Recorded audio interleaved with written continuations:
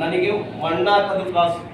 ಮಣ್ಣಾಕೋದಕ್ಕೋಸ್ಕರವಾಗಿನಾದ್ರೂ ಬನ್ನಿ ಅಂತ ಗುಲ್ಬರ್ಗ ಜಿಲ್ಲೆಯ ಜನತೆಗೆ ಬಹಳ ನೊಂದುಕೊಂಡು ಬೇಜಾರು ಮಾಡಿಕೊಂಡು ಹೇಳ್ತಾರೆ. ನಾನು ಮಲ್ಲಿಕಾರ್ಜುನ್ ಖರ್ಗೆ ಅವ್ರಿಗೆ ಹೇಳ್ತೀನಿ, ಎಸ್ ಸೋಲಾಗಿದೆ, ನೀವು ಒಬ್ಬರೇ ಸೋತಿದ್ದೀರಾ ದೇಶದಲ್ಲಿ. ಬಂಡೆಪ್ಪ ಕಾಶಂಪುರ್ ಸೋತಿದ್ದಾರೆ,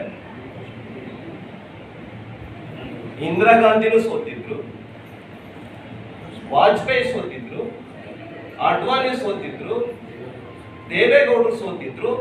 ಏನು ಬಹಳ ಸೀಮೆಯಾಗಿಲ್ಲದೆ ನೀವು ಒಬ್ಬರೇ ಸೋತ್ರ? ಏನಪ್ಪ ಕಲಬುರಗಿ ಜಿಲ್ಲೆಯ ಜನ ನಿಮಗೆ ಬಹಳ ಅನ್ಯಾಯ ಮಾಡಿದ್ದು?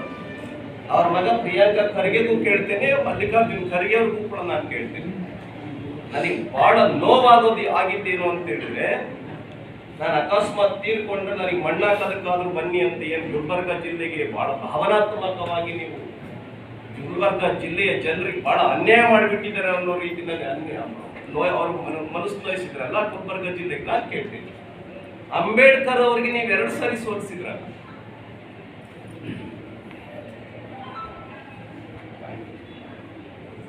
2 ಸಾರಿ. ನಾರಾಯಣ್ ಕಡೋಬಾ ಅಂತೇಳಿ ಸ್ಕೂಲ್ನಲ್ಲಿ ಬೆಲ್ ಹೊಡಿತಾ ಇರ್ತಕ್ಕಂಥ ಒಬ್ಬ ವ್ಯಕ್ತಿ, ಅಂತ ಒಬ್ಬ ಸಾಮಾನ್ಯ ವ್ಯಕ್ತಿಯನ್ನ 2 ಸಾರಿ MP ಚುನಾವಣೆಗೆ ನಿಲ್ಲಿಸಿ ಅಂಬೇಡ್ಕರ್ಗೆ ನೀವು 2 ಸಾರಿ ಸೋಲಿಸಿದ್ರಲ್ಲ, ಅಂಬೇಡ್ಕರ್ ಏನ್ ಹೇಳ್ಬೇಕಾಗಿತ್ತ?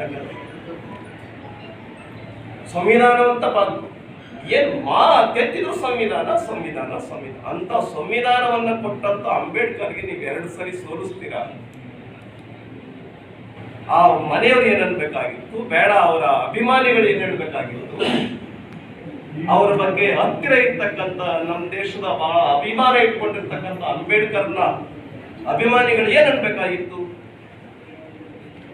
ಹಾಗಾಗಿ ಮಾನ್ಯ ಮಲ್ಲಿಕಾರ್ಜುನ್ ಖರ್ಗೆ ಅವರೇ, ನೀವೇನು ಸೋತಿದ್ದೀರಿ, ನಿಮ್ದು ಒಂದು ಸೋಲು ಅಂತ ಸ್ವೀಕಾರ ಮಾಡಿ. ನಮ್ಮ ದೇಶದಲ್ಲಿ ಬಹಳಷ್ಟು ಜನ ಸೋತಿದ್ದಾರೆ. ಕಲಬುರಗಿ ಜಿಲ್ಲೆಯ ಜನ ನೀವೇನು ಮಾಡಿದ್ರಿ ಅದಕ್ಕೆ ಪ್ರಾಯಶ್ಚಿತ್ತವಾಗಿ ನಿಮ್ಮನ್ನು ಸೋಲಿಸಿದ್ದಾರೆ. ನೀವೇನು ಮಾಡಿರೋದು ಕಲಬುರಗಿ ಜಿಲ್ಲೆಗೆ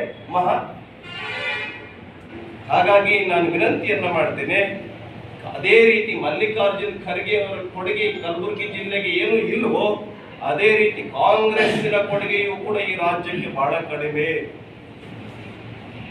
ಯಾಕೆ ಜನ ರಿಪೀಟೆಡ್ ಆಗಿ NDA ಇತ್ತೀಚೆಗೆ ದೇಶದಲ್ಲಿ ಗೆಲ್ಲಿಸ್ತಾ ಇದ್ದಾರೆ ಅಂತ ಹೇಳಿದ್ರೆ, ಕಾಂಗ್ರೆಸ್ಸಿನ ಬಣ್ಣ ಏನು ಅಂತ ಕರ್ನಾಟಕದ ಜನತೆಗೆ, ದೇಶದ ಜನತೆಗೆ ನಿಜವಾಗಿ ಅರ್ಥ ಆಗ್ತಾ ಇದೆ. SC STಗಳಿಗೆ ನ್ಯಾಯ ಕೊಡಲ್ಲ ಇವರು, ರೈತರಿಗೆ ನ್ಯಾಯ ಕೊಡಲ್ಲ ಇವರು, OBCಗಳಿಗೆ ನ್ಯಾಯ ಕೊಡಲ್ಲ, ಮಹಿಳೆಯರಿಗೆ ನ್ಯಾಯ ಕೊಡಲ್ಲ. ಜಮ್ಮು ಕಾಶ್ಮೀರದ ಲಾ ಅಂಡ್ ಆರ್ಡರ್ ಪರಿಸ್ಥಿತಿ ಏನಾಯ್ತು, ಛತ್ತೀಸ್ಗಢ, ಮಧ್ಯಪ್ರದೇಶ, ಮಹಾರಾಷ್ಟ್ರದ ಲಾ ಅಂಡ್ ಆರ್ಡರ್ ಪರಿಸ್ಥಿತಿ ಏನಾಯ್ತು, ನಮ್ಮ ದೇಶದ ಬಾರ್ಡರ್ ಪರಿಸ್ಥಿತಿ ಏನಾಯ್ತು, ಕರ್ನಾಟಕ ರಾಜ್ಯದ ರೈತರ ಪರಿಸ್ಥಿತಿ ಏನಾಯ್ತು, ನೇಹಾ ಹತ್ಯೆ ಹೇಗಾಯ್ತು, ಈ ತರದ ಅನೇಕ ಸಾಲು ಪ್ರಕರಣಗಳು ದೇಶದ ಮುಂದಿದೆ, ರಾಜ್ಯದ ಮುಂದಿದೆ. ಹಾಗಾಗಿ ರಾಜ್ಯದ ಜನರಲ್ಲಿ ವಿನಂತಿಯನ್ನ ಮಾಡ್ಕೊಳ್ತೀನಿ, 2,000 ರೂಪಾಯಿ ಪ್ರಶ್ನೆ ಅಲ್ಲ, ರಾಜ್ಯದ ದೇಶದ ಭವಿಷ್ಯದ ಪ್ರಶ್ನೆ, ಯುವಕರ ಮುಂದಿನ ಜೀವನದ ಪ್ರಶ್ನೆ. ಹಾಗಾಗಿ ಇದೆಲ್ಲವನ್ನು ಕೂಡ ಗಮನದಲ್ಲಿಟ್ಟುಕೊಂಡು ರಾಜ್ಯದ ಜನ ಮತದಾನ ಮಾಡಬೇಕು ಅಂತ ಹೇಳಿ ಈ ಸಂದರ್ಭದಲ್ಲಿ ನಾನು ವಿನಂತಿಯನ್ನು ಮಾಡ್ತೇನೆ.